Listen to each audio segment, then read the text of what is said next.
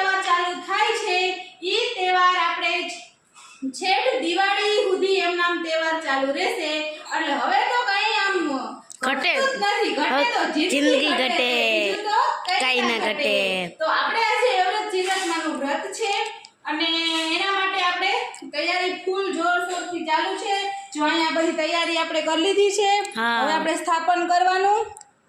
અને ફૂલ ને એવું બધું લેવાનું થોડું બાકી છે અને ફૂલ આપણી કરણ છે જે આપણું ઝાડ એમાં ફૂલ અસલ છે ઘણા બધા છે વ્હાઈટ છે ને લાલ કલરના ફૂલનો ઉપયોગ કરવાનું માતાજીનું સ્થાપન છે તે વધારે મન હોય માતાજીને ચડતા હોય લાલ કલર સારો કહેવાય તો લાલ ફૂલ માતાજીને ચડે એટલે આપણે છે ને હવે ઈ ફૂલ લેવા માટે જવું પડશે બહાર તો ઈ ફૂલ લઈ આવીએ અને આપણા કરણમાંથી પણ ફૂલ લઈ લઈએ પછી આગળ વિડીયોમાં તમે બન્યા રહેજો અને આગળ જરૂરથી જોજો હા અને જો આ માનસીબેન છે ને ઈ પણ આજે મસ્ત મજાના તૈયાર થઈ ગયા છે અને જોઈ કેમ છે ને સ્ટાઈલ વારે વાહ જો મસ્ત મજાની માનસી તૈયાર થઈ ગઈ છે હું તૈયાર થાવ ને માનસી તૈયાર ન થાય એવું કંઈ બને ના બને તો હાલો માનસી આપણે છે જો વાયની હેરસ્ટાઈલ વાયની પીનું ને મસ્ત મજાનું માથું હણગાયરું છે કે ના પૂછો વાત કા તો હાલો આપણે જઈએ ચેતનંદાના ઘરે અને ફૂલ લઈ આવીએ લાલ કલરના હાલો મિત્રો હું તમને કહેતી હતી ને એમ આપણે આવી ગયા છે ચેતનંદાના ઘરે ફૂલ લેવા તો ત્યાં આવીને જ્યાં જોયું ત્યાં શ્રદ્ધાબેન તૈયાર થાય છે જોઈ લે જોઈ લે શ્રદ્ધાબેન ને માનસીબેન બે તૈયાર થઈ ગયા ને બે હરખા કપડાં પહેરે લે ભાઈ ભાઈ હા એ તમને પહેર લેશે બે બેનું હરખા કપડાં વારે વાહ તો હાલો આપણે ફૂલ લઈ લઈએ ઝીણા મોટા કંઈક લાલ ફૂલ હોય તો આપણે બહારથી લઈ લઈએ જો મમ્મી બેન ફોન ઉતારવા માંડ્યા છે ચેતનદાન ઘરે ફૂલ લાલ હોય ને તો સારું એમ હા આપણે આવી ગયા છે ચેતનદાન ઘરે અને જો થોડાક ફૂલ લાલ આપણે જોઈ પ્રમાણે છે એટલે ઘણું અમારે તો કરણમાં હાવ નથી આ લાલ કરણમાં આવા ફૂલ નથી નહીં આપણે લાલ કલર હાલો તો આપણે ઉતારી લઈએ ફૂલ હા હવે છે ને આપણે આવી ગયા છીએ આપણા ઘરે અને હવે આ કરણમાંથી પણ ફૂલ લઈ લઈએ થોડા હા અને મસ્તીમાં આપણે મમ્મી સફેદ ફૂલે છે હો શણગારશું હા છે દી હમણાં જો તો અને આપણે આવ્યા એટલે આ બે અમને પણ ભેગા લેતા આવ્યા એ બેનને પણ આવું હતું આપણે ભેગું આ કરણમાં સફેદ ફૂલ છે મમ્મી આ કરણમાં ઓકે જો મમ્મી તૈયારી કરે છે અટાણે ઓ જો આપણે અહીંયા મસ્ત જોઈએ તો ચુંદરી રાખી દીધું છે હા જો કેટલું અસલ બધું કરી દીધું છે મમ્મી આ બાજોટ ઉપર બધું રાખી દીધું છે અને આવી કંઈક તૈયારી હાલે છે ને શ્રદ્ધાબેન બોરો ખાય છે હાલો તો બધું તૈયારી થઈ જાય પછી મળીએ કા મમ્મી હા જો હવે આ છોકરીઓ શણગાર કરવા લાગે છે માતાજીનો જો શ્રદ્ધા તો ઉસમે માથે હાવો કરાય કઈ હામું નથી જોતી વિંડિયાની અંદર કરાડી દીધા હવે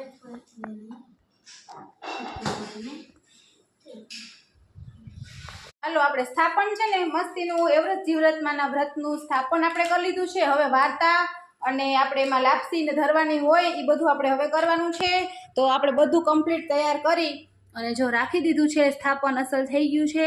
અને જો અહીંયા આપણે દીવો ને બધું તૈયાર છે હવે દીવો પ્રગટાવવાનો અને ધરવાનું ને વાર્તા અને આરતી એ બધું બાકી છે તો એ આપણે હમણાં કરી લઈએ હાલો ત્યાં સુધીમાં આપણે બનાવી લઈએ લાપસી હાલો તો આપણે છે ને માતાજીનું સ્થાપન કમ્પ્લીટ છે તૈયાર તો હવે આપણે ધરવા માટેની લાપસી કરવા આપણે આવી ગયા છીએ રસોડામાં તો જો આપણે હવે અહીંયા લાપસીનો લોટ છે જે ભડકું આપણે શેકીએ છીએ મસ્ત ઘી નાખીને શેકી લઈએ હા ત્યાં સુધી તમે બધા વિડીયોમાં બન્યા રહેજો અને હા કે કોમેન્ટ કરજો કે અમે વચ્ચે મમ્મીને આખો લુક બતાવીશ તો મમ્મી સાડીમાં કેવી લાગે ને એ કોમેન્ટ કરવાનું ભૂલતા નહીં જો ગોળવાળું પાણી ગરમ થાય છે ગોળવાળું પાણી ગરમ થાય છે અને અહીંયા લાપસીનો લોટ આપણે માંડ્યો છે શેકાવા મસ્ત સુગંધ આવવા માંડી છે હમણાં શેકાઈ જશે હા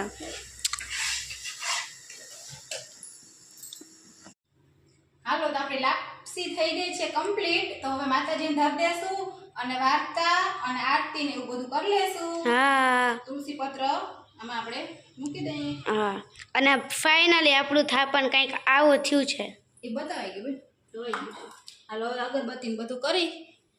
અને આ દીવોને બધું પ્રગટાવી અને આરતી કરી લઈ, વાર્તા કરી લઈ અને માતાજીનો થાળ બોલી લઈ. હા એટલે આપણે વ્રત કર્યું હોય તો વ્રતની જે કઈ વિધિ પૂર્વક આપણેથી જે થયું એ માતાજીને કાલાવાલા કરીને સ્થાપન કર્યું અને હવે આપણે વાર્તા કરી લઈ. હા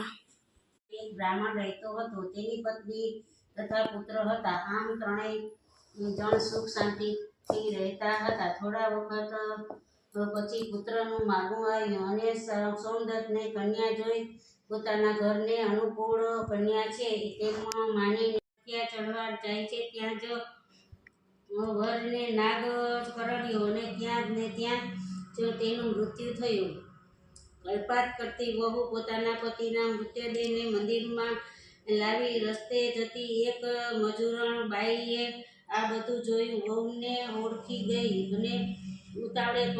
પગલે ગામમાં જઈ વહુને સાસુને બધી વાત કરી. બ્રાહ્મણ તથા આડોશી પાડોશીના માણસો દોડતા મંદિરે આવ્યા, પણ આ બાજુ વહુએ મંદિરના દરવાજા બંધ કરી દીધા. સાસુએ મંદિરના દ્વાર ખખડાવી કહ્યું, બેટા દરવાજો ખોલ. પણ વહુ દરવાજો ખોલતી નથી. આખરે દરવાજા બંધ છે. એમણે તો કમાડ ખખડાવી અવાજ દીધો, મંદિરમાં કોણ છે?